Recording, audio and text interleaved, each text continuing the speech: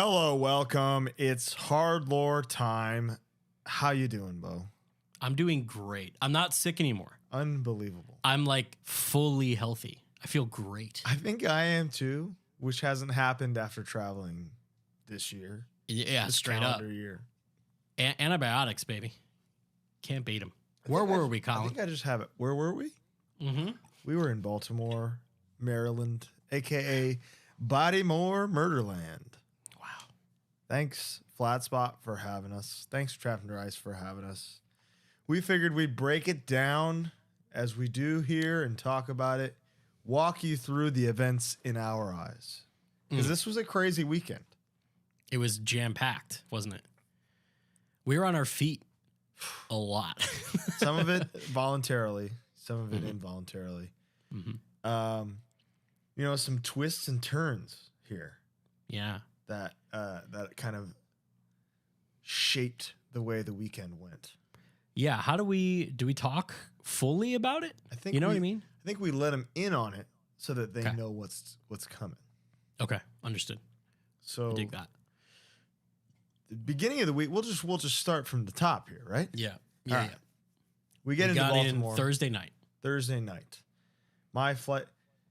This was like the best possible circumstances here because you accidentally got your flight from DC To DC. to DC, yeah. So which I didn't even realize. We would have had to pick you up, which is not a huge deal, knowing now how close it is. Just annoying. But our flight was delayed mid-air. Yeah. Missed the connection.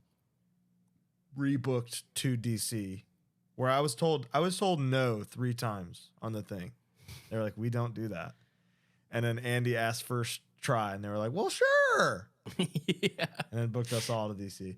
So that was perfect. So we ended up in the same place. Mm-hmm. Nobody I got the rental gives a car. fuck about this part. Picked up a rental car. No, but it's interesting because I think people want to know behind the scenes stuff. Yeah. You know what I mean? Like, we're really winging a lot of what we do. Oh my God, all of it. The only thing we had planned was the Baltimore excursion with Justice. And the rest was I'm sure we'll figure something out. But then even that thing we had planned turned into something much greater now. A development. It's a movie now. So basically. we get in. Do we eat? You know, we went to the casino, didn't we? We're good. Yeah, we're feeling all right. And then we checked in to the old courtyard yet. The courtyard. In beautiful downtown Baltimore. Like an actual, across the street from a Whole Foods and a Lush. The big two. George Washington and Ben Franklin. But it's funny that little area is so nice, and you drive in, you're like, this is gorgeous. Mm-hmm. And then you walk for 5 minutes, and you're outside of it. And you go, oh. And you go, all right, it's right here. Yeah. Baltimore's right here. Baltimore. Checked in. Went to the casino. Went to the Horseshoe. Ate shit. All 4 of us went, didn't we? Sean doesn't. Yeah. Sean doesn't usually come with us, but he came with. He wanted to see the sights, you know. He'd never been anywhere. They Sean is our normal guy videographer. I don't know. Do we really ever tell his backstory here? I think we should. Sean worked for K-Rock. He was a video guy for K-Rock. And Chris, has kind of a crazy full circle thing for us because K-Rock was the mothership for those of you in Chicago, Q101, all the rock stations, but also where Loveline was based out of, the Westwood 1 and Westwood 2 studios is where Loveline would broadcast from, and that was kind of our gimmick here was hardcore was Loveline meets all that. That's what we were thinking. That's what HardLore is. Yeah. Lower Bethdenburg. That's right. And then Chris, who runs Knotfest, used to work for K-Rock as well. He brought Sean in, and I thought Sean was insane the first time I met him. I was like, this fucking guy is crazy. Crazier than any of the crazy people that we just interviewed. And then I remember when Brittany, who came to Furnace Fest with us, when Sean frantically missed his flight, asked me like, what does he look like? And I was like, he's just a guy. I don't know. And when she saw him, she was like, he's a guy. Yeah. But there was one day where he was editing something for like one of the minis or something, and called me. And when I answered the phone, I've talked to this guy 3 times, you know? He responds, brother man from Amsterdam. And I knew. I was like, all right. This is my kind of guy. It'll work. Yeah. And then Andy, of course. What's cool about Sean, not to interrupt, I think we're getting a little Zoom delay today, is Sean doesn't really understand this world. No, nothing. Like hardcore and metal is not really his vibe. He knows a bit about punk rock and like kind of like Beastie Boys. He loves Beastie Boys. He loves Brand New. Yeah. So it's kind of hard to describe, but like he's a film guy. Yeah. He's into cinema. Yeah. When we showed up to For the Children after posting the COA, Who Do You Do Real? Out of the blue, he just goes, by the way, I do Scorsese and Aronofsky. Upset. It's like, okay. He's the man. I'm a big Sean fan. One of my favorite Sean things is he hasn't traveled. We're not airing too much of his business, I don't think. But he admittedly he said he hadn't traveled very much. So like when we go places and we get food, he'll just get what Colin gets every time. And at first I was like, well, I guess it's just easy, and he's being easy, which makes sense. But then he also explained, he was like, well, look, man, if somebody gets sick, like if I branch out and I get sick, then everyone's screwed. But if Colin and I are eating the same thing, chances are like it just like decreases the likelihood of sickness, I guess. Or increases it across the board.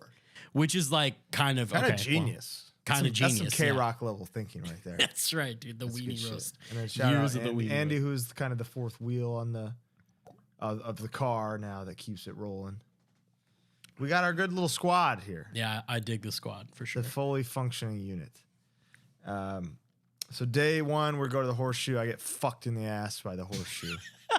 They had a crisp Pepsi machine, though. I have to give credit where it's due. They had Pepsi in the casino because it's cheaper, but I got a ginger ale that was whatever, Schweppes. Man. Fuck the Horseshoe. Yeah. I don't think anyone won. I think that Josiah did, but other Josiah than did. Pro craps player Josiah. Yeah, but I got fucked over and over like a hammer. Not right away. Not right away. But that was my problem. They teased me with the $500 minor, you know. Yeah, and then they turn you around and fuck you in the ass. And then you got to leave and have a bad weekend. Then we went back. Courtyard gives you a couple bottles of water when you get in. Dude, what? Like, I love that. What's going on with like the hotel pillow? Is awful now. Anyway, I bought a new pillow yesterday. What'd you get? The cube, the like square pillow, because I'm a side sleeper. Oh, you're gonna. I'm gonna try it. I've heard nothing but terrible things. Okay. I mean, there's a money back, like, blah, blah, blah gimmick, so that's fine with me. But it's cooling. I'm all about that. You and I have the cloud pillow, and we both love that. I don't know what you're branching out for. That thing's incredible. I want to see. I still toss and turn. I mean, yeah, we all do. Yeah. We all do. And we all do. And then we woke up Friday, and what was the plan? At the crack of noon. And the plan was we were going to do this whole crazy Baltimore excursion with Justice and just make like a little travel documentary almost, you know? Yeah. And really what we want the show to be. Yeah. That's the end game is, we'll go to a city, talk to a guy from the city who we like and whose band we like or something, eat the thing from the city, go to a show. That was the gimmick. That was like, all right, this is what we're doing. About halfway through, plans changed. And I wasn't there. So Justice had his truck. Colin jumped in the truck with him. I drove Andy and Sean. But before all that, we were having the best time. Yeah, it was great. We did a quick interview, barged in on a practice. Went to the steps, went to the demo, steps. 2007 demo steps. They've been gentrified since. But, yeah. but still pretty cool to see. It's a very good interview. You guys are going to like it for sure. A lot of like stories where you go, whoa. That part was so good that I was like, what the fuck do we do after this? Yeah, totally. Now I see what we do after this. So then Colin and Justice left to go get Derek. Derek was still at the practice space. Derek Daniel, Never Ending Game. He killed True Love. Now is playing drums for TUI because Brendan is famous and busy. Famously busy, if you will. Literally in New Zealand. Literally, like FaceTiming them from New Zealand, watching the set. And Derek, to me now, seeing that was like, oh, you're the only man for the job. He killed it. He killed it. He did great. He did all the stuff, you know, the live nuances that I'm sure the band is used to and would, because you forget, you know, when you're playing these songs for so long, you're not listening to the recordings. Right. You know how you play them live.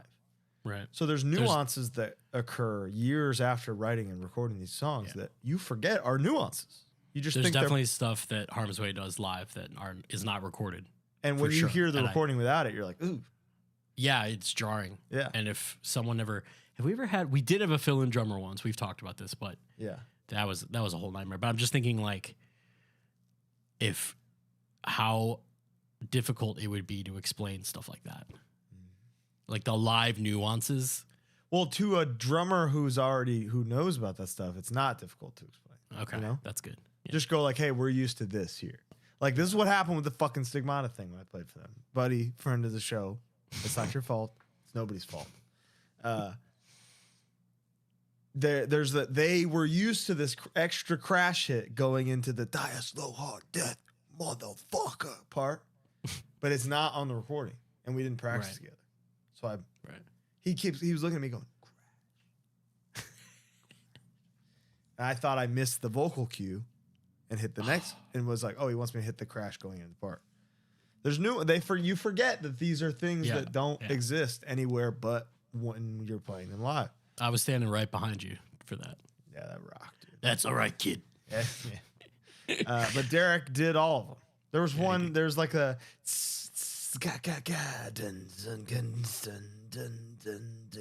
I love that one. So and when I hear that on recording without that, I'm like, it's not right. They're playing it Interesting. Yeah, so you guys went to go get him. We went to where we would end up eating. Describe how, without giving away what we are going to be working on. You know what I mean? Sure. I think we should just get into it because people are going to be people are interested in this after Justice shared a picture of him in a hospital bed from the day of the show. I witnessed with my own eyes. So describe what happened. Describe the ruckus. So we're driving, listening to Dying Fetus, as you do, having a perfect day in Baltimore. Pick up Derek. Start talking about we come across Johns Hopkins, the real Johnny Hopkins, who I smoked pot with. With Johnny Hopkins. It's like he was describing how big it is now and how much of Baltimore it has taken now. Like it's like ESPN in Bristol, Connecticut. Everybody fucking works there. It's the whole city. And now it has its own police force, apparently. And mid-sentence, while he's telling me about this police force, he like swerves a little bit in a way where I'm like, it's a weird truck. It's probably hard to drive. And then he says like a sentence that was like, I thought he was doing a bit. I was like, Justice is always, you never know what he's going to do next. He's always reinventing himself. And he just keeps doing the like half sentences kind of. And he's like kind of looking like, and me and Derek are kind of like, you good, man? Yeah. I was like, do you need me to drive? And he's like, no, I'm good. And he hasn't like quite snapped out of it. This is the best part is I asked Derek about the new Never Ending Game record. And Justice pulls his like lightning cable out of his phone and goes, put that shit on. Like perfectly. No gibberish, no slur there. He knew what he was saying. We were describing it. I've said this a few times, but obviously I think it's a good reference. you described it as, and I heard it as that one news lady, the blonde lady who is a very talking heavy birtation. Yeah, that video, classic video, and you can like see the panic in her eyes. Let's and get back, like, the head to pet. Yeah, that one. And it was. I remember that video scaring me because the rumor was, she had a stroke during the interview, which ended up not being true. She had like a severe migraine. Being a migraine, right? It's all coming together. But out of concern, or just like he was like, I do feel a little weird. Maybe you should drive. So I drove to Pit Beef. We started rolling camera again. And you'll see whenever we show the movie that in the like dinner Pit Beef section, I'm asking him like, what do you get here? And he's like, I don't know. Like, he grew up there. I'm sure he knows what he likes there, Yeah. And he's not saying a lot. And then as we were signing off, I was like, Justice, is there anything you want to say? And he's like, maybe ask me tomorrow. I can't. Yeah, tomorrow will be better. I remember. Yeah. I was like, okay. Then Before we move on. Yeah. Pit Beef was great. I loved it. Big fan. I loved it. And they were really cool. Shout out to them. Yeah. Walked in, asked them right away, asked the manager if like they would. I literally was like, hey, we're shooting something for a podcast. And the guy was like, you're all good, man. Like, I didn't even have to explain. He was like, whatever. Come on in. They were very helpful with like any questions I had about like, was like, what's your favorite thing? She was like, boom, boom, boom. Asked the other guy who gives us the food, what's your favorite sauce? He was like, golden barbecues and the house. Yeah. But and the everybody tiger. loves the spicy one, Yeah. Yeah. Very helpful. And then on the way out, they were like, what's the podcast called? We'll repost it. Yeah, that's right. So that's super cool. They were great. Love that kind. That's what we want. We were already sold on the spot. And then you pull up and then you see Guy Fieri's gorgeous mug on the wall outside. And you're in for something special. He didn't let us down on that one. Tell you what. He hasn't yet. The fucking lobster ragoon things. Yeah, but but he got something else. He got like a cocktail, sandwich, which was great. That was very good. Yeah. We got the pit beef sandwich. So maybe if we got what he got, we would have had a good time there. We got the pit beef sandwich and the Big John. The Big John, delicious. Delicious. It was like 8 kind of animals. And it's all sauces you could eat. Yeah. All good for you, except for the tiger sauce. There was tiger sauce and there was coleslaw that you could get, but I didn't need it. It was delicious. Love that place. Highly recommend it. Big Pit Beef guys here on HardLore. We didn't even get sides or anything. We only got sandwiches. I regret. After that, we were gonna stop. The whole idea was like the Baltimore thing was gonna end at the pre-show with like King 9 and Next Step Up playing, but he was like, I gotta go home. Yeah, I gotta go to sleep. Okay. He said he had been up and like hadn't eaten or drank water. And it was 6 p.m. at this time. So yeah, it was. Concerning. I'd freak out if I don't eat by like 1 or 2. I'm violent. So that makes sense. That was kind of it for the first day. Went back to the Horseshoe. Had my ass fucked all over again. Wait, we went to the pre-show. We went to the show. King 9 had a great set. Somebody told me that there were no hardcore shows there because of the last time King 9 played there. That tracks. It was a great gig. Seemed like it. Seemed awesome. It was great. It was packed. We stood outside, bullshitted for hours. Absolutely. Had fun. And then I got my ass Horseshoe. The Horseshoe. Raw. Oh, God. And we were out late, and then we went back to the hotel. And then I slept for... Dude, you fucked us. Okay. This man, he comes up to me again. He goes, I bought another thing off TikTok. I wanted to shoot him in the head on the spot. I didn't even know what it was, but I wanted you dead to rights. And you tell me you bought these sleep patches. These sleep pads. Yeah, these patches. You're using them at home? I don't sleep well, brother. You sleep a lot. But like the reason that it seems like I sleep a lot or that I sleep late is because I'm up until 5. Right. Like I can't turn my brain off. So these little pads, the first night when we landed, didn't do shit. I didn't sleep well. This night, I probably went to bed around 2 or 3. Yeah. Which is 1 or 2 at home. Pretty reasonable for me. That's great for you. Yeah. And I slept until a quarter to 3. Yeah. It's crazy. I slept for 12 knocking hours. I didn't have your door number, but I was like FaceTiming you, calling you the works. Everything. You guys were calling the wrong room. Couldn't get him up. And like, what was crazy is I woke up at 10 and was like, oh, there's no texts. I'll snooze for like another 30 minutes. I'm not that tired. And 5 hours went by. I got another full night's of sleep. Yeah, it's crazy. It was crazy, man. Even for me, that is very irregular. You needed it. And then we had to go straight to the show. I hated really that. Did. Yeah, and you did that. It was my fault. I hated that. It's fine.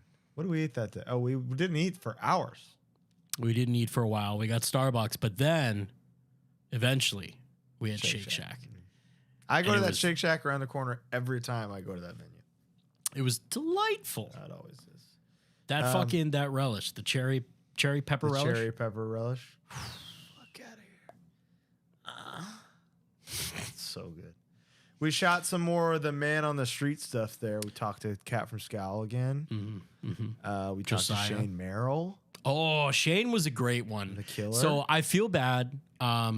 Hold My Own opened the show, which is Shane's band with Greg from the Mongoloids and some other another maybe 2 people from Chicago. Right. But yeah, they opened the show. I slept late. We weren't there yet. Yeah. The show got moved early, which we'll talk about why in a second. But seeing Shane and being like, that guy looks like Shane. And then being like, oh shit, it is Shane. Oh, Shane is playing today.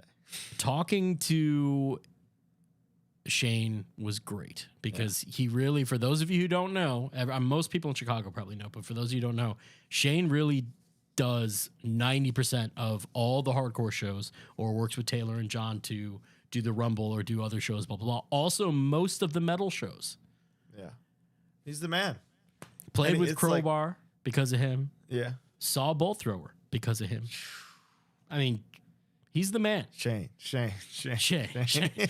But when we got to the show, Colin, you found out some news that we didn't know until later whether or not it was going to happen. Oh. Yeah. So both Jared and Sam from Trap and Rise texted me like green room, which is always good. And basically until like an hour before TUI played, the plan was that myself, Josiah, and Dan would be just singing the set. Because it was Justice was like still mid-hospital visit, trying to figure out. He was feeling pretty good, but just trying to figure out like what happened. Because like it felt stroke-ish, and at first there was concern that it was one. So he was like, "Look, I don't know. Maybe we have to cancel." But this wouldn't be the first time that a room full of frontmen happened to be available that knew all the Trapped Under Ice words.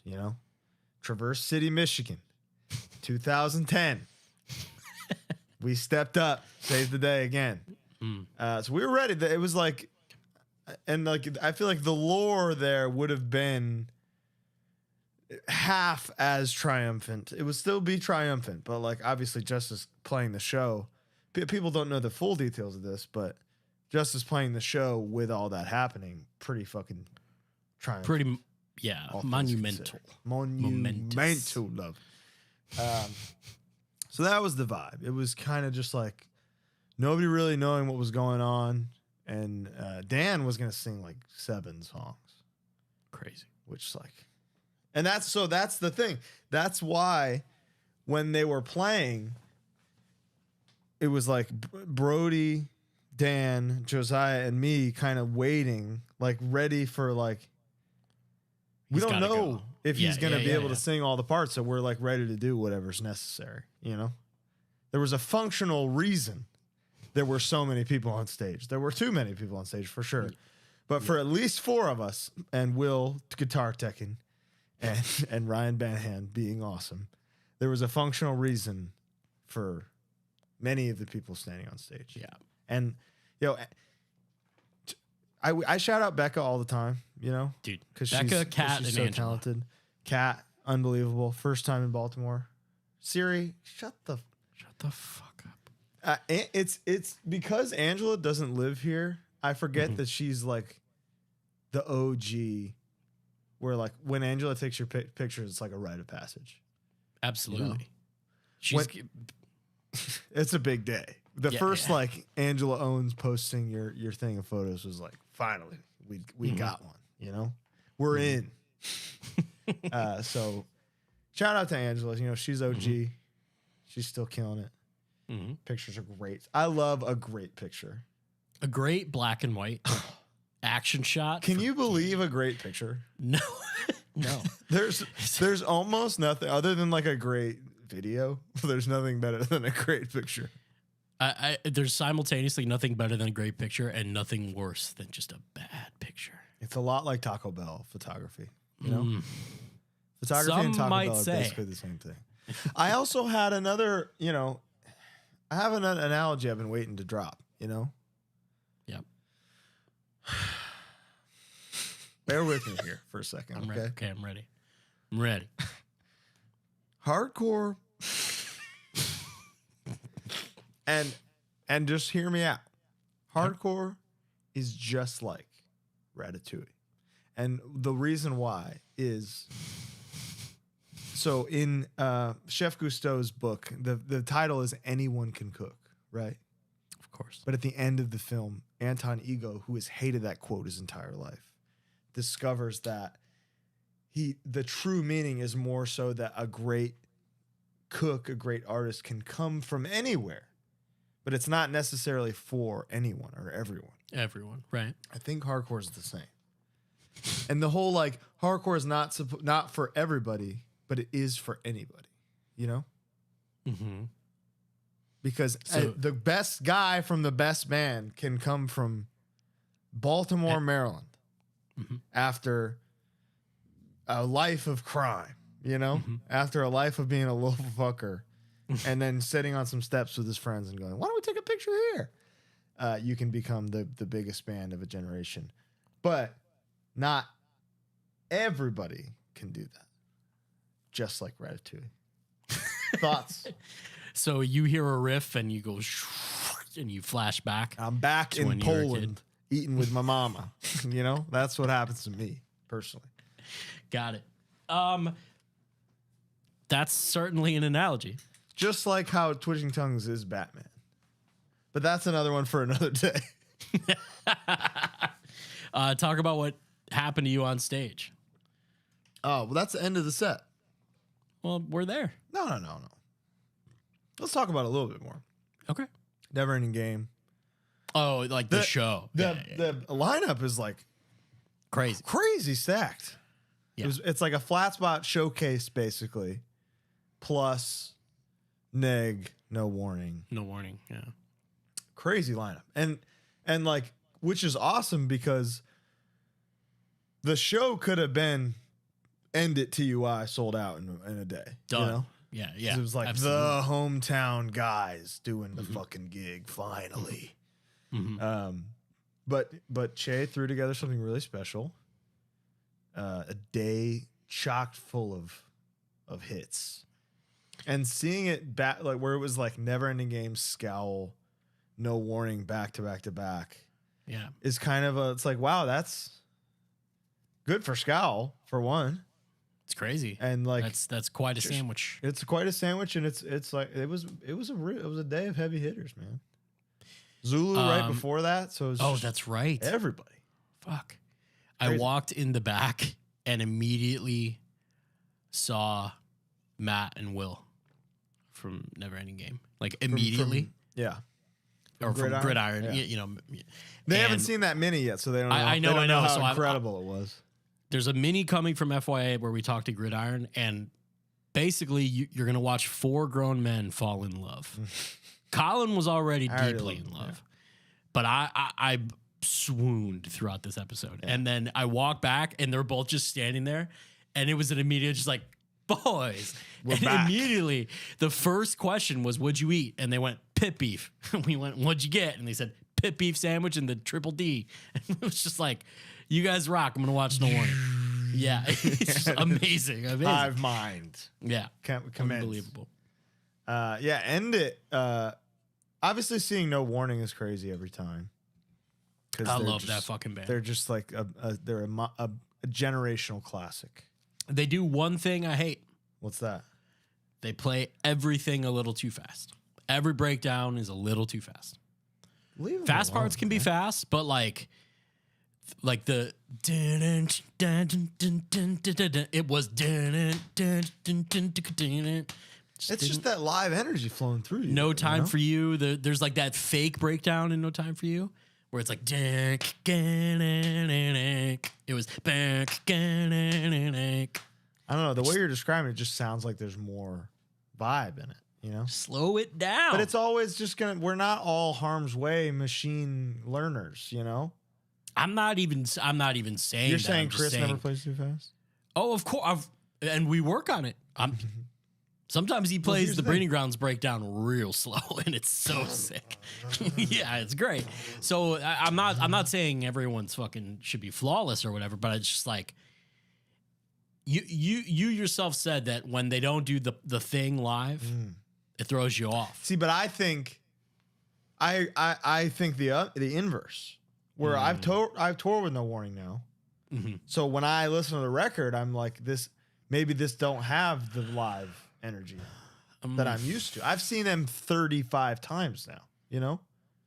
So now I like the live vibe. And it's crazy because Jesse, the drummer, is like, he smoked a gallon of weed before they played. I guarantee it. Yeah. The man eats weed, breakfast, lunch, and dinner. I love how minimal his kid is. He's a gangster, dude. I fucking love that. He's a G. We talked to Jordan, which was cool because we got to talk a bit about Suffer Survive, talk about the 7-inch and Ill Blood, talk about what? I was just not even in my nose, brother. Like fucking right on the outside. Stop perceiving me. I can't. I try. You make it harder for me to do. Which Jordan was really Mini cool. is dynamite. A highlight, Yeah, I think. He just keeps going, I don't know why. Yeah. That's nice of you to say, but I don't know. Once again, I am humble, but I don't know. And it was insane. And seeing End It in Baltimore was shocking. I mean, not shocking because it's their fucking hometown, but like, yeah, I have hometown sets that suck dick. So sure, it felt like not a passing of the torch because I feel like the torch has already kind of been passed to them as like the modern kind of local entity. Mm-hmm. But it was really special. It was back like direct to TUI, and having a set that good that's like some fucking it's playing before Slayer, you know. And after No Warning, too. It's crazy. And killing. Yeah. TUI played the show. I have their set list opened here. So Justice shows up fucking 30 minutes before the set, which was like, will he or won't he? You know. Mm-hmm. And he did. He will. And then it was magical. It was. It really was. He looked cool as a motherfucker. Yeah, he's straight up John Lennon reincarnated. Unbelievable. What do they open with? Pleased to meet you. The way they did that was badass with just a ba ba. Yeah. It was really cool. So here's the set Which is list. what we walked in on them practicing. We did. Fun. So it's funny to see that was just them running through the set again. You'll see it in the movie. Yeah, of course. The TUI to come back movie, which they had never really left. So it's hilarious that we're even like proprietors of the calling it a comeback, you know. Mm-hmm. Mm-hmm. But it's not great. Don't call it a comeback. They never left. They left, but then they came back, and now they're still back. Pleased to meet you. Do it. See God. First block. You got a little bit of old, a little bit of new, a little bit of older. Yeah. Beautiful recipe. Yeah, it's Soul Vice, Reality Unfolds, Born to Die. Born to Die that's the track. It's my favorite. One of the most perfect hardcore songs ever written. You can say that about a lot of these. Yeah. But Born to Die, we talked about it in the Justice episode, but like heard the demo, like the pre-pro of that, and like going as an established TUI fan, and just like this is probably a year before the album came out, and after hearing it that one time, was like counting down the fucking seconds till I could hear it again. The when it's at the end when it switches to the hi-hat during like the heavy, it's a perfect breakdown. Yeah, because it's pit to pit with like they're so good at nuance and transitions and stuff. They do transitions and accents. We talked about this right when we were leaving. They have non-linear riffs. They're so like a ton, weird, a ton of weird non-linear riffs that like don't in a way necessarily you can't repeat. replicate. Yeah, yeah, it's crazy. It's quite it's crazy. It's the whole like and they understand intention musically. You know, there's a reason they're so big, and it's not an accident. You know, the way these songs are written are so brilliantly. They're crafted and they're catchy. Crafted is exactly what they are. Skeleton Heads, True Love. Oh, Soul Vice Reality Unfolds. Shut it down. Demo, baby. Like, isn't that cool that what is that? 15 years later since the demo? 16 years after the demo's been out. And like the demo songs will still pop as hard as the hits. Can't imagine that. Literally cannot imagine that. Could not be me. It's a really good demo. Yeah. That also never happens. No. Where you can just play the demo. What are they, fucking raw deal? You know? Yeah, that's crazy. It's crazy. You know what? I really didn't think about that, but that is crazy. Like, demos are supposed to suck. Why did they write a good one? The nerve. The fucking nerve on them. Yeah. Skeleton Heads, True Love, The Vortex. Skeleton Heads was a nice touch. I didn't realize till after that they didn't play the first Stay Cold song. When we were chilling in because we're fast forwarding a little bit. You had a very early flight the next morning. I did not. So I didn't just sleep for 36 hours. Yeah, I just chilled in your room while you packed, and then we bullshitted for a while, talked about that was love. nice. That felt good, didn't it? It did. It was very nice. But that's when you were like, they skipped some songs. Like there's a couple missing hits on here, which is interesting. They never played Too True, but I always wanted to play Too True. I only seen them do it one time, and it was in Norway. So bring it to Baltimore, guys.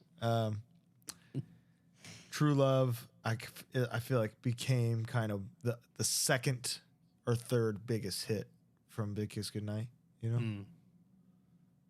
True Love. It's very catchy. Hard pit. It's for me. The Vortex, cool little break. Good way to do a little break is to play the fun little instrumental. Dude, Gemini. Two brothers. Good God. Sweet brothers. Gemini, I'll say the same thing I said about Born to Die. One of the best all-around hardcore songs ever. Wow. Right? Yeah, I mean, that was one of the ones that stuck out. Like, I remember it goes pit to pit in the end. Yeah. Two big, like, epic bridge sing-along parts. A catchy chorus.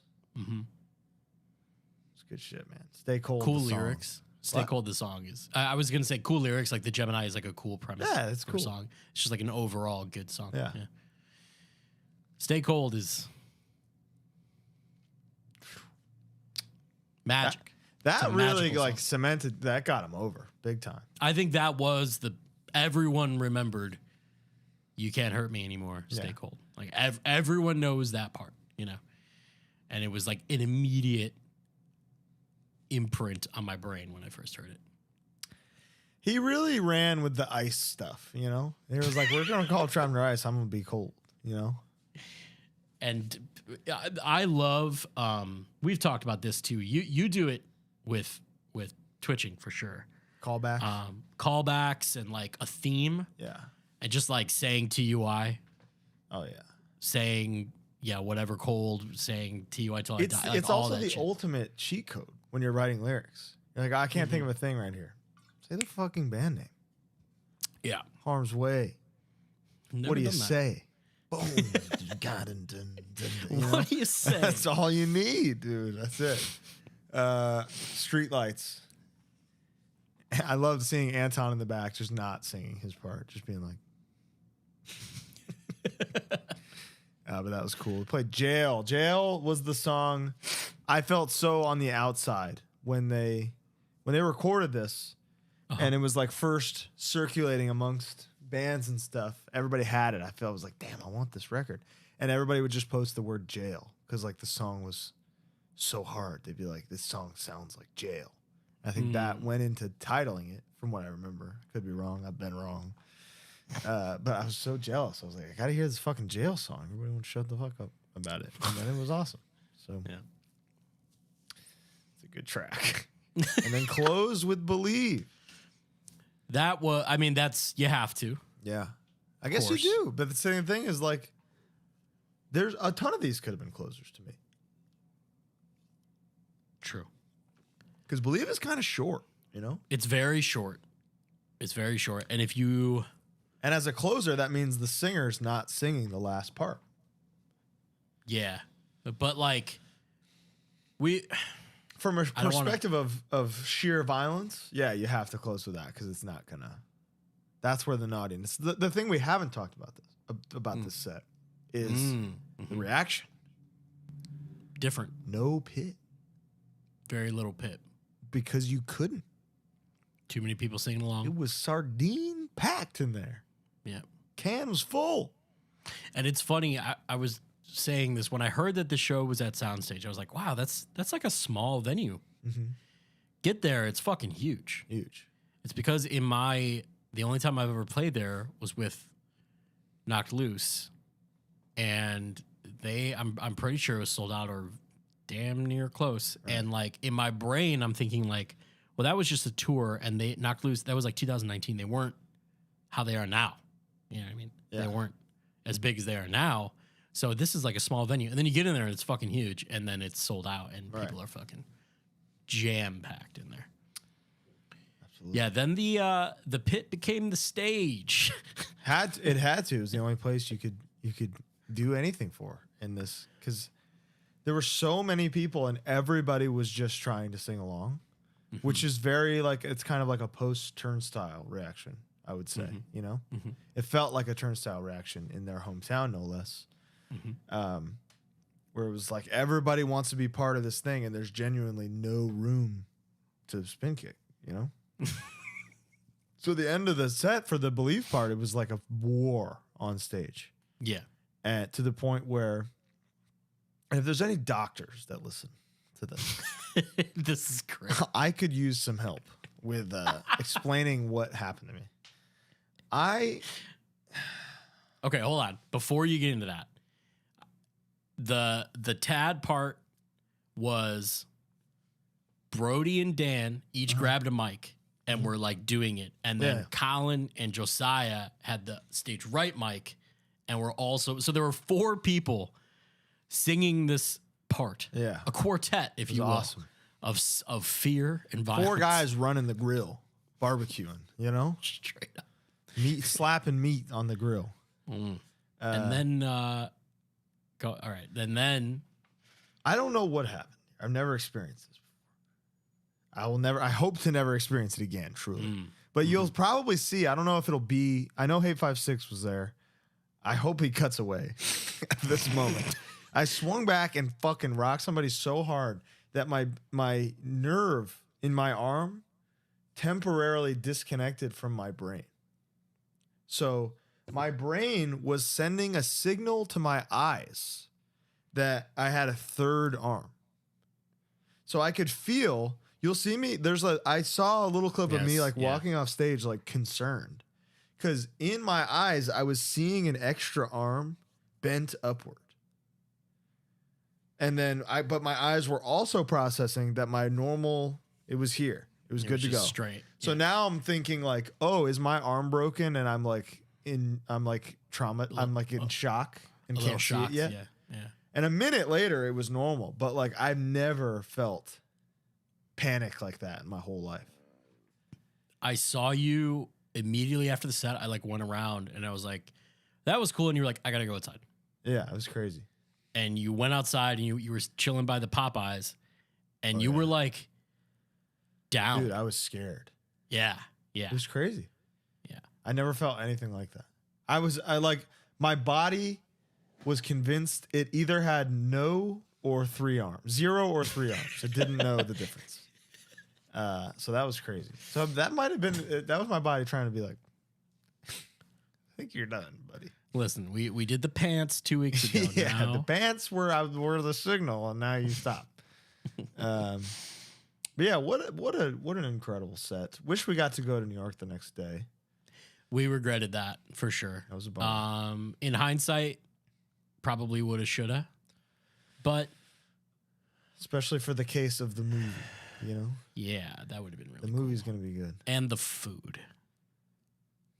I've heard they have food in New York. They do. They got bagels there. They got stuff. I retweeted something today that got me real good because it's basically how I feel. It is. Life can be pretty cool because you can get a bagel, but there's also the horrors. Yeah. Wow. So true. So true. And then let's see. We went back to the hotel. You had you literally left for the airport at 3:30. Walking out of the show, I got your flight boards in 6 hours notification. So I was like, "Fuck, this is gonna suck." So everybody flew out. Well, Andy didn't, but you and Sean flew out of Baltimore. Early as fuck. Yeah, we got there at 3:45, brother. So cool. And my flight was out of DC at like 3. You just had I had a beautiful. Wouldn't it be nice? That was you waking up. And I got Starbucks, hung out at the airport. The DC airport's actually kind of nice. Had a meal. It's great. You know what? You were right about about O'Hare. It sucks. It's not. It doesn't suck because there's a McDonald's in every terminal. That's true. But it's just an airport. It's just an airport. There's no amenities. It was voted best airport? Dude, for the 30th time. That makes no sense. It's because it's really efficient and so much traffic goes through it, and it's a major international hub. So it's I was going to say, it has to be based on just how easy it is. Yeah. The ease of use. You can get to and from downtown on the Blue Line for $5, which runs 24/7.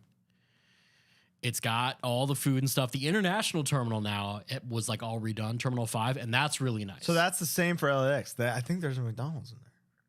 It's fucking horse shit. Yeah. Somebody has to pay. McDonald's, fucking LAX has Rolex clocks. Yeah. And no McDonald's. No McDonald's, yeah. Kiss my ass. Yeah. O'Hare is cool. There's some decent food or whatever, but it's like you said, it's just an airport. You go to these nicer, dude. I had a layover in the Charlotte airport coming home from FYA. There's a row of rocking chairs and it's like a fake neighborhood. It's really. I got a massage. Yeah, it was amazing. Yeah, you did. Manuel, he was amazing. Raymond. George. But overall, great weekend. Justice is feeling good. It was not a stroke or anything like that. I want to reiterate that. Mm-hmm. He posted that picture to be like, I'm doing good. I'm good. Yeah. I'm fine. But I wasn't for a second, but I'm good. Sang the set, killed it. It was perfect.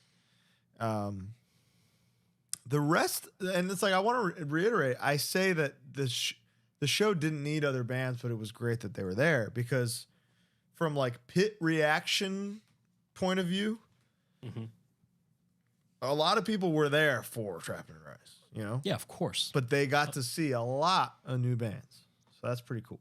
And bands that should be seen too. 100%. It was very cool. Across the board. Yeah. Let's end this with a little Q&A. Sounds great. That sound. We got some good stuff here. We got some. First one from Bruce LePage 5. Our friend Bruce. Do you remember when we were friends? He asks. Which is really funny, Bruce, because I remember you not sticking around to say hello to us at FYA. Yeah, I texted him to apologize for not saying hello. And that was like 2 weeks ago. So Bruce, do you... We're friends. When we were friends? Wonky Fong asks, if you could be any height, which height would you be and why? Now, this is a great question. What would you pick? How tall are you, Colin? 6'1"? But like a hard 6'1"? Hard 6'1". I would like to be your height. Wow, that's I think really sweet. I'm 5'10", so it's only 3 inches, but it's like just enough. I think you are tall without being too tall. Dan 9, I love Dan. I love him so much, but he is so fucking tall that I feel like airplanes have to suck. I was going to say... Some cars suck. I think over 6'3", your life is more difficult. Absolutely. I'm sure having a huge cock and balls helps. but over 6'3", I would pick 6'3". Maybe 6'2" and like 10/12ths, you know? If we're being 100% honest, I would cut off both pinkies. I would sacrifice both pinkies for an inch each. Don't do it. Just to be 6 foot. Where the grip strength is. I don't think pinkies, so. I promise it is. I went through this. I got these little guys. The pinky is everything. Don't lose the pinky. Lose the ring, if anything. You don't need that. 6 foot. Scott asked, Bo, why are you deflecting on statements made about the Few and the Proud being the best straight edge bands of the 2000s? Because that's insane. Because that's a crazy thing to say. I would never deflect, though. I love Few and the Proud. I'm actually very... You know what's cool is there's a... the end of the song Absolute Truth is I will always be straight edge, right? That's Love that sentiment. End of the lyric. Everyone in the band is still straight edge. Everyone. Few and the Proud and Earth Crisis, the last two still standing. Trey Garris, the youngest Garris, asked, are you excited for LDB? Is Bo ready to play his first Weapon X set? Yes. So, we could talk about that too. So you're in the band. I'm in Weapon X. Haven't played with the band yet. Inclination had record release shows in Louisville and in Chicago a week ago. I, after FYA, had COVID, as did Colin. Colin beat it in fucking 28 hours. Have we not talked about that on here? No, I don't think so. I was COVID positive for 24 hours. Speed run, brother. Speed run. I was positive for 10 days. I was positive for 240 hours. Did you have fun? Yeah. I had one of the greatest 24-hour periods of the past 12 months by far. We talked about this the other day, how like beginning of the lockdowns and stuff, when it was just like, well, I guess I'm just staying home. I guess I'm playing The Witcher 3 this week. Yeah. I didn't do one other thing. Yeah, kind of dope. Yeah, there was some like fear and anxiety and stuff, but of course. But the obligations, the gaming was and crazy. the indulging in foods. So I didn't play the shows with Weapon X. I was there and I actually had to leave right when, like, by the time Inclination started, I had an ear infection as a result of COVID. By the time Inclination started, my head was like rumbling so bad. I was feeling sharp pains in my ears. Got antibiotics. So happy to say that I feel 1,000% better now. Wow. So yes, excited for LDB. I'm excited. We're probably going to talk to some heavy hitters as far as the show goes at LDB, and that's going to be really fun. Okay, I'm disgusting for scratching my nose, and you're fucking... Ugh. I didn't know it was there. You disgust I was me. double checking. Sorry. But yeah, I'm excited too. Bo, in the Harm's Way 2012, this is hardcore video. As soon as the scrambled intro starts, you hit a pedal that repeats a split second of noise over and over again for the whole intro. Is this a delay pedal or something wilder?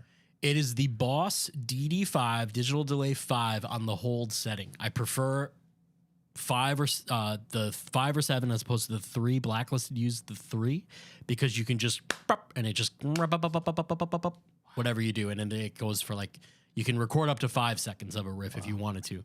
But we do that all the time for noise and stuff in between songs. Funny story about that set.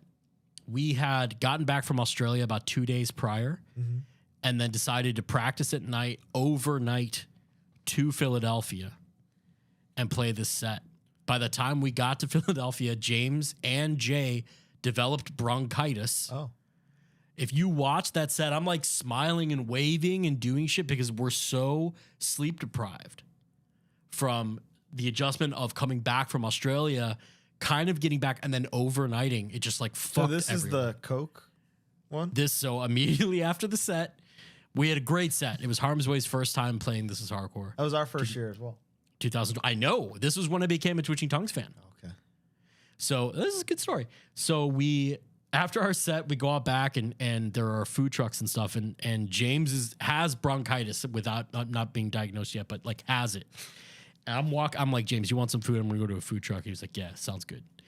And I'm like walking away, and I think it was just James and Justin Loudon. And James's voice is like kind of shot, and he just starts going, Coke, Bo, Coke. In full like Harm's Way voice. Yeah. But like I couldn't hear him.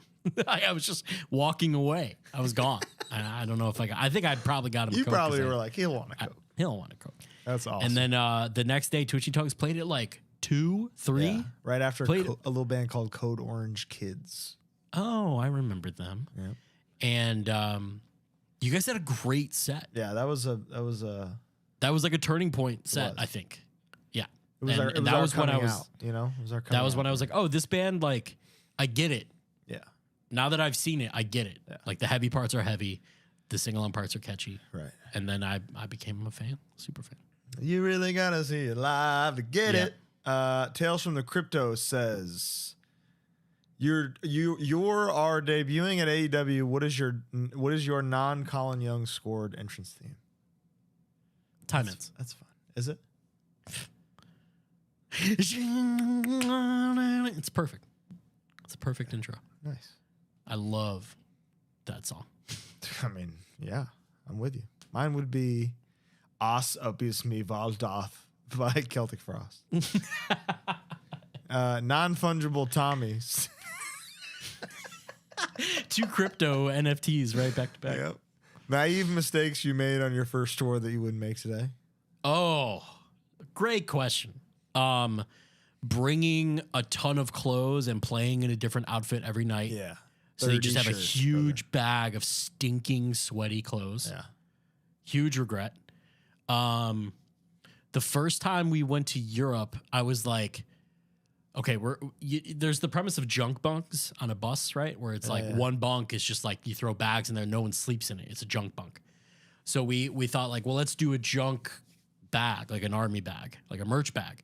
Throw sleeping bags in it, like shit that you don't want to fly with, but you're gonna check anyway. Sure. Kind of like what you do with the snare. Yeah, no, yeah, of course. You know. Didn't work out, and I was like, okay, well, I'll go and I'll find. We were playing England the first tour, and I was like, I'll walk around, I'll find a sleeping bag. That'll be easy. I'll find 5 sleeping bags. Yeah. No, you're in fucking Europe. They don't have. You're not gonna find anything ever. You can find a blanket that's a little too small for you. Yeah, a square blanket. Square blanket that's just it's like 4x4 for some reason. What about you? You ever really fuck up? You said I definitely brought like 30 shirts. Yeah. Can you remember that? 30 shirts. Probably 8 pairs of underwear. You know, now it's backwards. Yeah, totally. And 2 a day. Manscaped.com. What else? One of the first tours, I regret not going to the doctor immediately when feeling a medical thing. You know? Really? Yeah, I had like chronic bronchitis that turned into pneumonia and like totally it was the most sick I've ever been. I've told the story. Shit my pants that every was half hour. When you that shitted? One, totally preventable. So that would have been cool. Yeah, antibiotics are pretty fucking amazing. They're incredible. They're great things.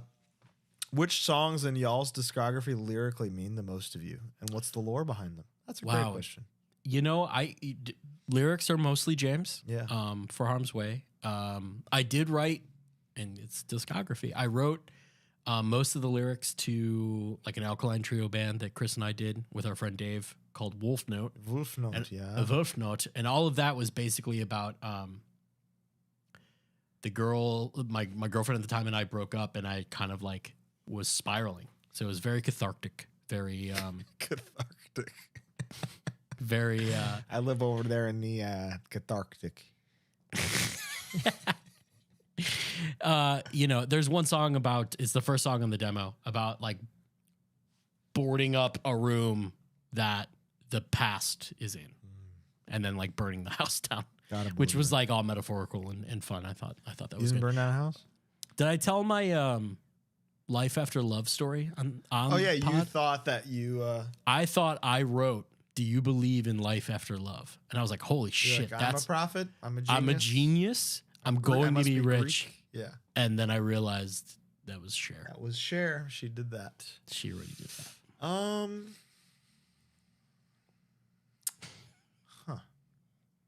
I have a lot to choose from. You do. You're a lyricist.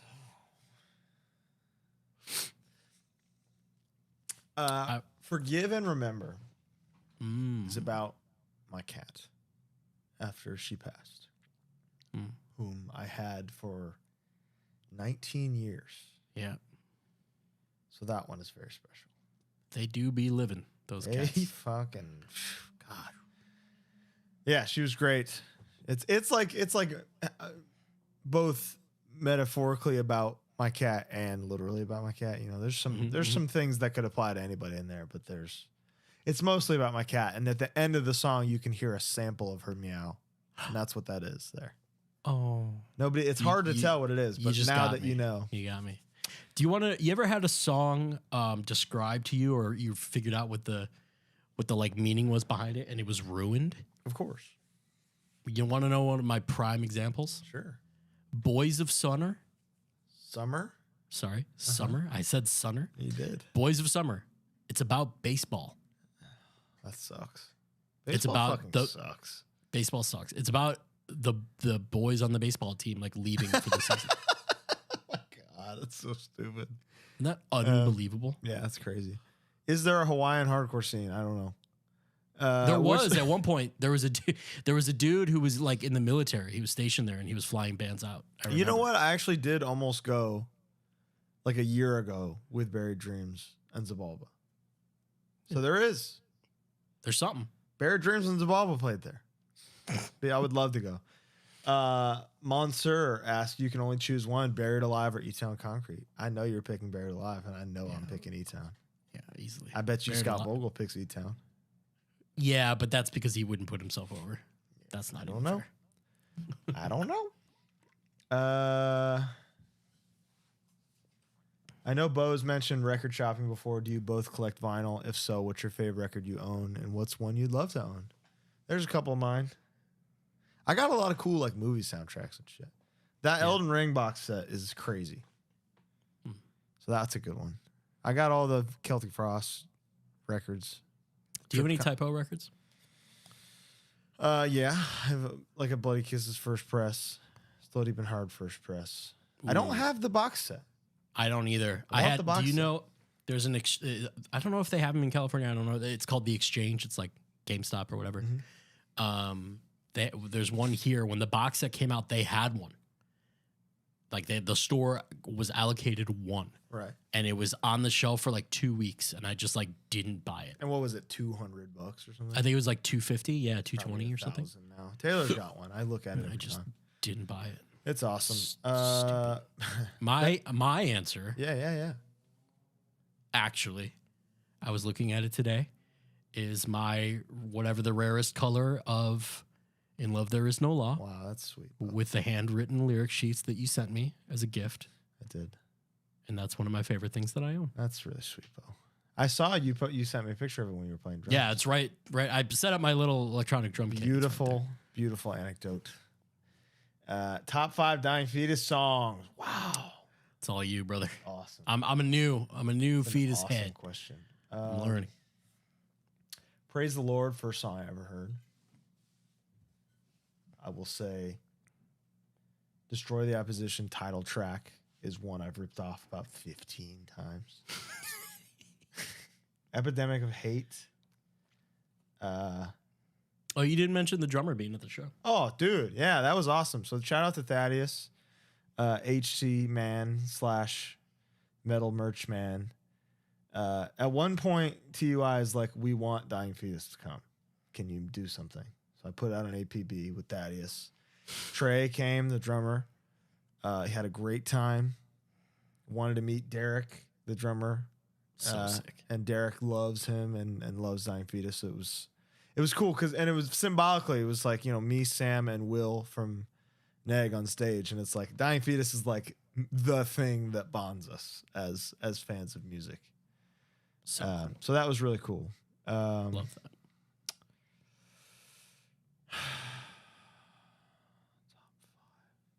It would be on the other two would be on Reign Supreme, but what do I choose?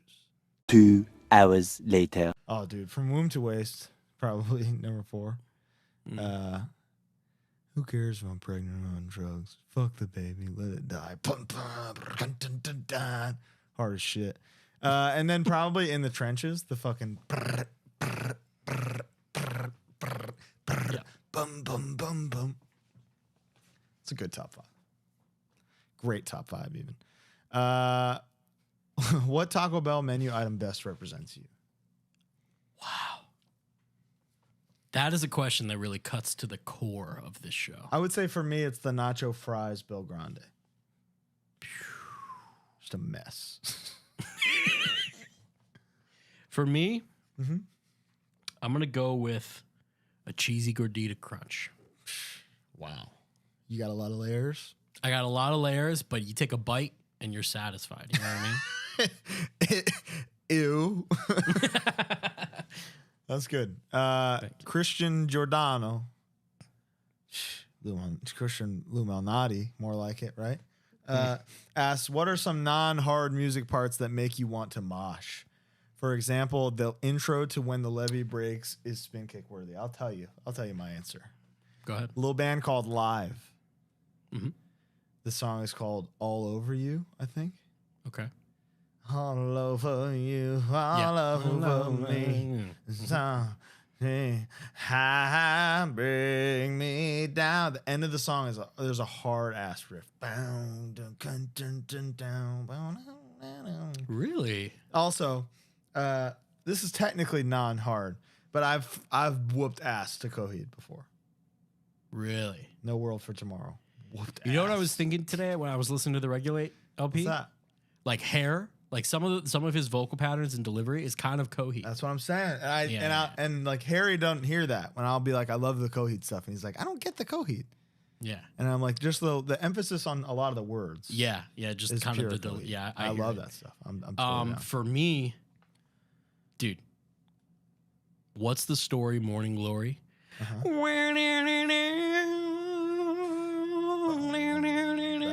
With the fucking toms. Dude, that is a fucking amazing part. It's an amazing part. Also, I was thinking about this the other day. Pearl Jam, they got some parts. Absolutely. Because I think I would gravitate towards Alice in Chains for this answer, but like those are heavy parts. You know what I mean? Like Alice in Chains is like they are heavy.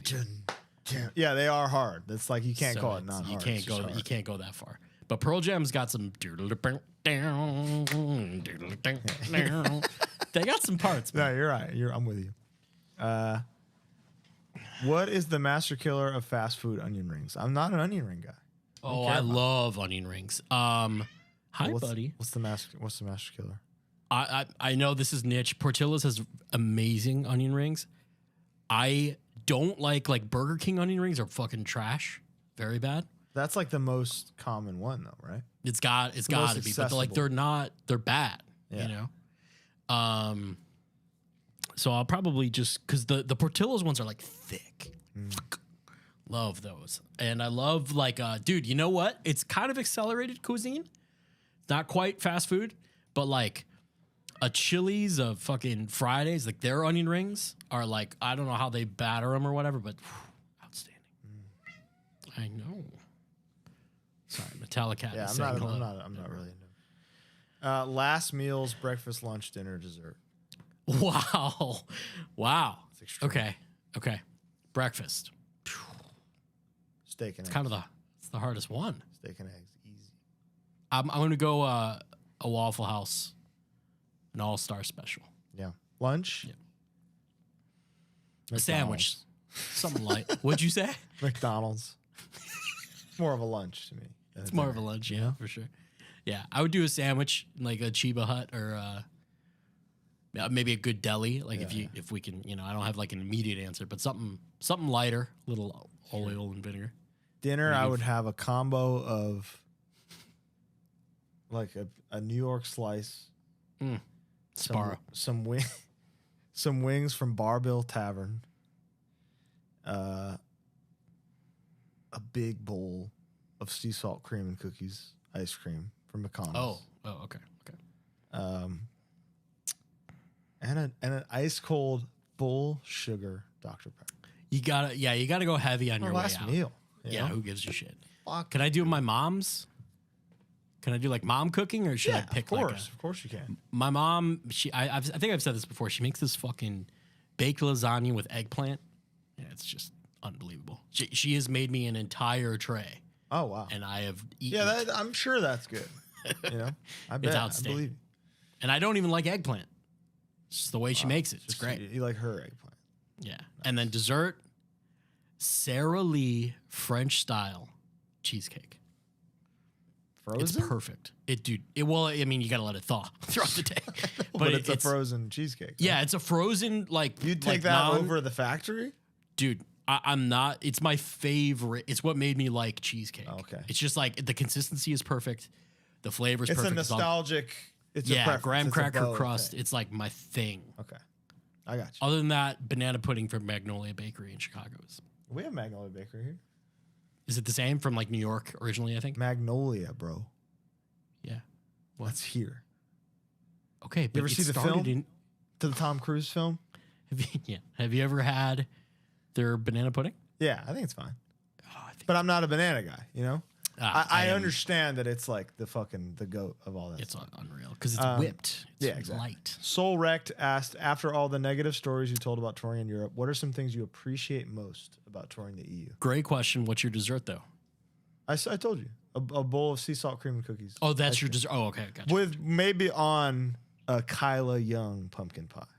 Ooh, did she make a good pumpkin pie? It's the goat. No shit. I cash app her $11 a year so that I can get my own. Really? I'm sure the cost exceeds $11 at this point, but I'm going to come out this season. I won't pay a wanna penny. Try one. for it. Okay. Inflation be damned. And I won't do it. It's family. What do you appreciate about Europe? I would say the history. Oh yeah. I Being mean, able to, if you're walking by a church, you're like, oh, that still looks like that because it was bombed. yeah. Badass. I just punched my microphone. Munster, Germany has a cathedral in it with 3 cages. In those cages were men, at one point, the remains of men who started and who were part of an Anabaptist rebellion in Munster, who were, for 1 hour, chained to a wooden stake, had red hot pliers taken to their skin and had their skin ripped off for an hour. The law stated it had to be 1 hour, no more, no less. If they passed out, they had to wake them up and resume.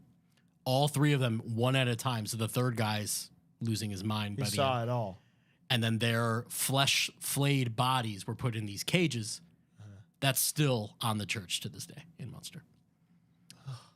Hardcore History has a great episode. But on that. what's It's like 5 why hours did they leave him there? Just to be like, as a caution. like, hey, don't fuck around. Yeah, that's what they did with like William Wallace's body, like remains too. They sent him to all corners in the London Bridge.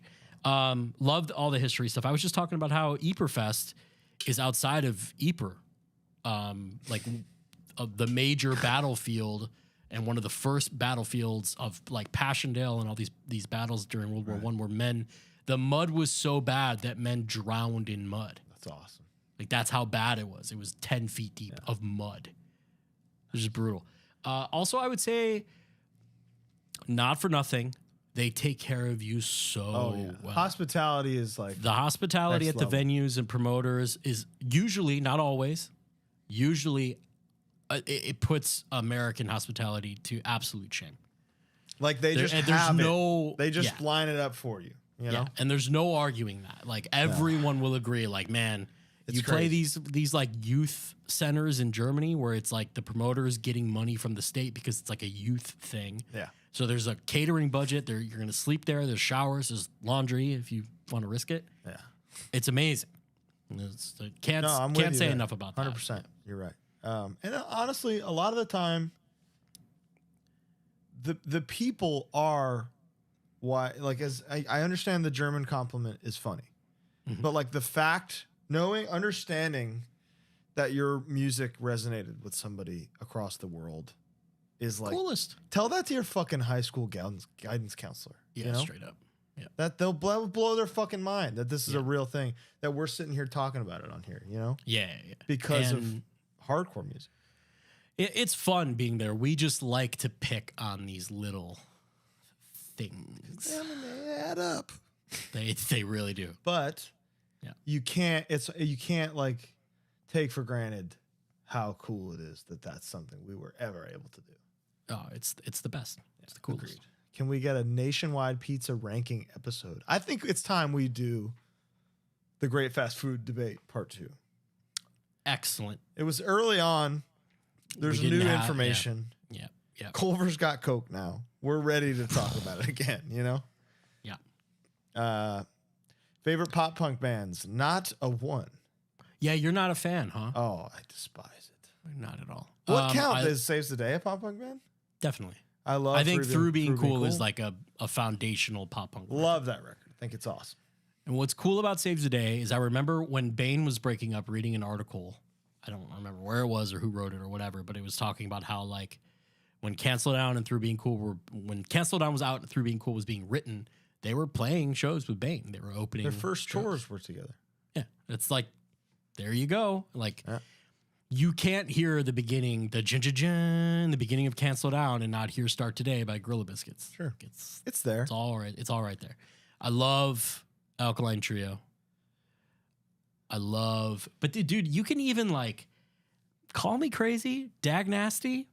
Can I say kind of pop punk? It's melodic punk, I would call it. Exactly. So Not we so wouldn't much call pop. it pop punk yet because when you hear pop punk, you think of something. It's now. proto pop punk. It's there. But in general, I feel like the way I saw pop punk as like, that's the baseball team, you know? Yeah, those are the guys I don't like. To hate them. Destined. They got nothing in common with me. They've never heard. You don't like Fall Out Boy? I like some tracks. No, I'm down with Fall Out Boy. I don't see that as pop punk. That's just like rock. I mean, it was definitely pop punk. I don't know. Take This to Your Grave was definitely a pop I don't know. punk. Noodles asks, does Colin grind ranked Overwatch and who is his main? Not so much. I'm more of a quick play man. I'll do some ranked. I'll get my placements, I'll say. With my squad mates, Tony Diaz, Gahil Bonji, Jordan Bonji, occasionally Kyle Jackson of Discourse fame. Kyle, yes. Mark, a couple other fellas. My main changes a lot. Lately it's been Sojourn. She just got nerfed. You know? Typical. Loving Ramacha right now. I'm a Tracer man always, through and through. I'll fuck your shit. I'll terrorize you and your whole squad. Anyway, you're at a Magic gas station that has everything. What are you picking? You can have a savory and a sweet snack, a beverage, and a hot food item. Wow. Dude, I actually, Casey and I, we share a love for two things that Loves usually has, so it's beautiful. The Buffalo Southwest chicken taquitos that are rolling, those are wonderful, delightful. Reese's Sticks. Ooh, the sticks. Woo! I like the Huge white fan. chocolate ones. Also love the white chocolate. I'm a big white chocolate fan. That would be probably my sweet snack. Snickers ice cream. That's the sweet snack. So good. So good. So good. Savory would probably be the pepperoni pizza combos. Ooh, dude. There is nothing on the face of this planet. That's when I first discovered how much I love combos, that's when I found out I have chronic acid reflux. Oh, they fuck you up? Oh my God. There's nothing Fuck yeah. that does me they'll worse than pure that. acid. They'll get you. Beverage would be the Wawa Diet Arnold Palmer. Oh, dude. Yeah, the half and half. Fuck yeah. And the hot food item would be the Sheets cheese bites. They're like fried cheese curds. Those are great. Those are great. So good. Good answers. Thanks, man. Good answer. Good answer. If your band were to do a split where you cover each other's songs, which tracks would you pick? Oh, that's fun. That's very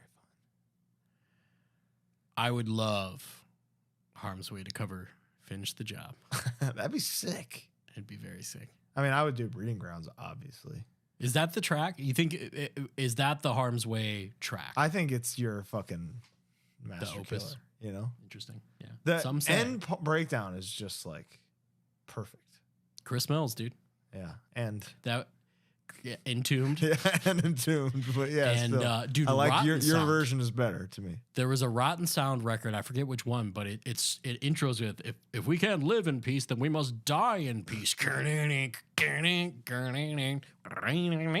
And that was just like Chris was like, I got an idea, and he just like worked it out.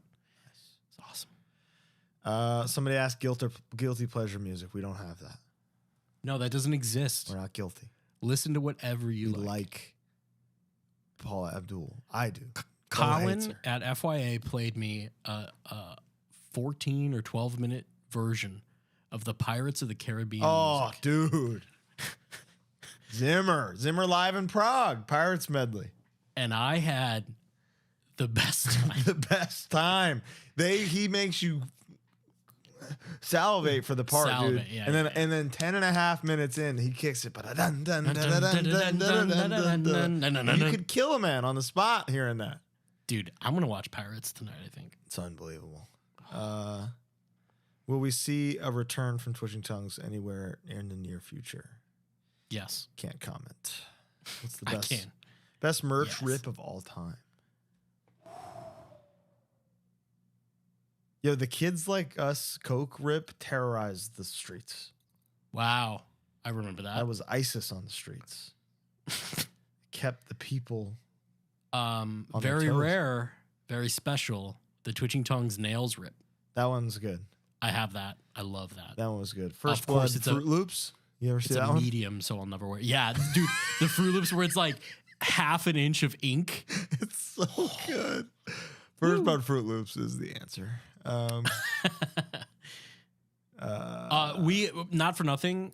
Harm's Way did a street cleaner rip. Oh, that's a good one. It's just Harm's Way and then The Breeding Harm's Way Grounds is a bolt street- throw rip might be the best one ever. That one is. But we legally can't talk Yeah. about it. Best pit you've ever seen for a local band. Oh, dude! Betrayal at the Cobalt when they were 15 years old. Wow. Yeah, I'll say that. Jim Grimes' 30th or 35th birthday. The Killer played. There was a blizzard outside.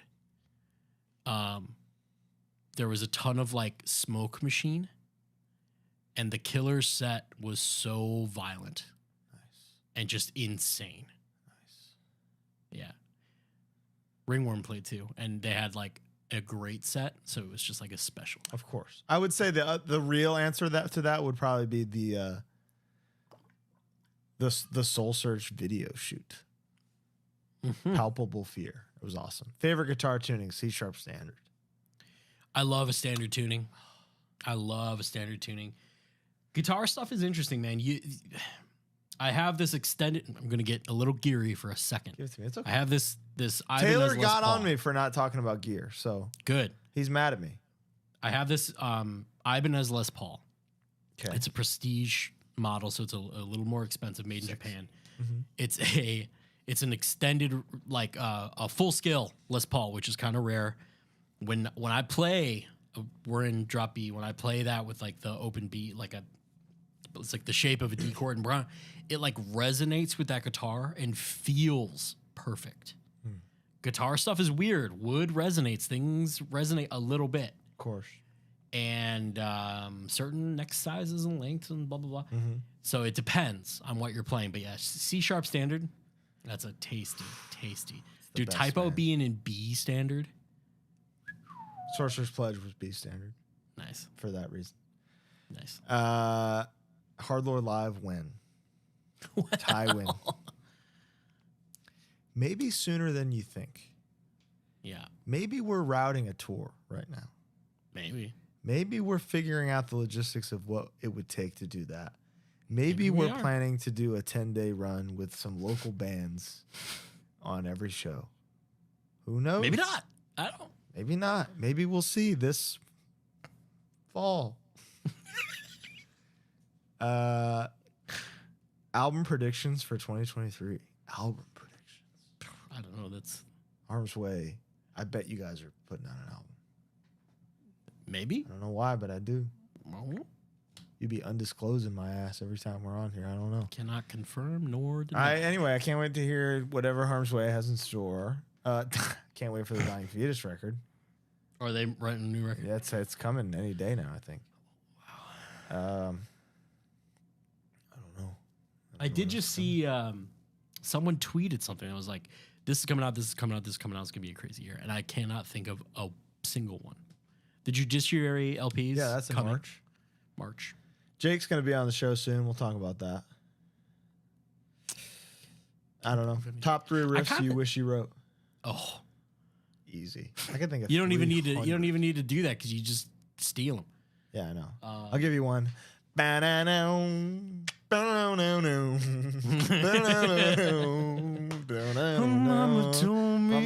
told me that one. Yeah. When I was young, that one right there. Simple Man. Wish I wrote that one. Every time I say Cemetery Gates. Yeah. It's the best riff ever. I mean, yeah. It's stupid and fundamentally straightforward, but the breakdown to domination is unbelievable. Perfect. How they do it. It's perfect. It's funny because it's all 3. It's all 1, 2, 3, 1, 2, 3, 1, 2, 3, 1, 2, 3, 1, 2, 3. Change the time. 1, 2, 3, 1, 2, 3, Yeah. 1, 2, 3. Yeah. Badass. Outstanding. The breakdown to Davidian. Forget about it. Amazing. And dude, all of Angel of Death. Yeah, fair. A perfect Slayer song. is like the perfect band where you can just take a riff and play it backwards and it's yours. You know? Unbelievable. Yeah, they got a whole bank ready for you. So that's the hack to writing. Do a Slayer backwards. Funniest non-American show. Dude. Harm's Way played. Renee, if you're listening, I love you so much. I think they mean TV show, but I like this too. Oh, not like a show that we the played? Funniest non-American TV show. I don't know. Oh, I misinterpreted. Why would a show be funny? You know, because funny things happen outside of America. I don't know. We played a show in Guadalajara, Mexico, all on borrowed gear. Chris hit cymbals, and the entire drum kit fell apart. Oh, like the rack tom fell off, and then a cymbal stand fell over, and James and I lost it. It was so fucking funny. First hit. Did it get just like bam? It was awesome. Unbelievable. That's sick as fuck. Yeah, I mean that counts. The answer is Summer Heights High. Oh yeah, you love that shit. I love Summer Heights High. You love that shit. What have you been? I love a little show called Would I Lie to You? It's a British game show where David Mitchell is a leader and Lee Mack is a leader, and then they'll have guests on their team. Basically, a person reads a story, like Colin, you would say, I one time shitted myself for 18 hours. Yeah. True or false? And they just kind of try to figure out if it happened or not. Yeah. There's some highlights on YouTube. Hours of fun. Okay. That's my favorite. Sounds good. Is the plan to hit up all hardcore music festivals this year, hoping to spot HardLore at the Rumble? Boy, I wish. We, in a perfect world, yes. Right. But it's all that's not financially possible. Flights are expensive.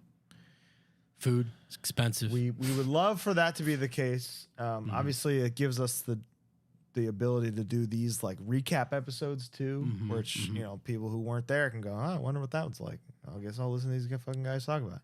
Hey, if you're doing a fest or a show or anything where you want us there, you just let us know if you want to fucking pay obviously for it. we don't want to have to be like, you gotta fly us out. Yeah, We of want to course. just be able to be there because it's Knotfest benefits more than anybody. You know, we do too, but like they get the views and stuff. So hopefully, of course.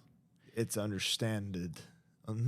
Understood. Understand. that it's it's mutually beneficial. They've been amazing so far. Like They've been we've gotten to do so much shit. outstanding.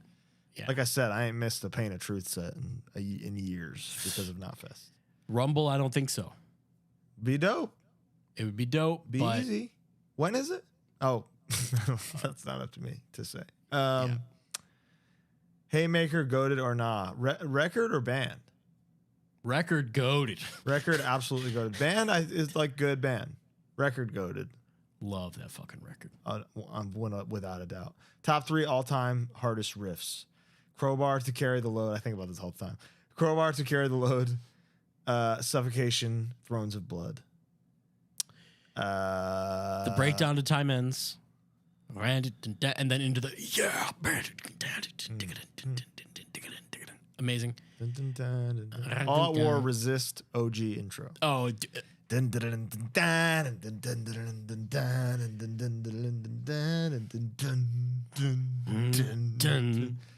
Yeah, those are the big three. There's a noise of something on what? on Resist. There's the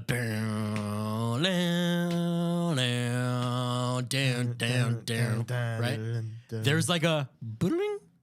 There's like a xylophone or a fucking little kid's. It's probably string noise of someone moving, but it sounds so fucking crazy. Yeah, the production on that is like, it's so organically hard. It's wild. It's amazing. Also, The Other Side of Madness opening riff. Yeah, that's a good one. Great riff. It's a great riff. I haven't listened to that in so long. It's been a while. So I set up my electronic drums and I played The Age of Quarrel. You know I love that. It's amazing. Top 5 favorite canceled bands. This is fun. We talk about this all the time. Yeah, brand new. Morrissey. Saves the Day for me, although I guess they're not. I don't know. I don't know the story. Saves the Day. Oh. If they're canceled, then sure, I guess. Yeah. Brand New and Morrissey, undisputed 1 and 2, dude. It's like we put on Devil and God on driving from DC to Baltimore, and we just had the best time.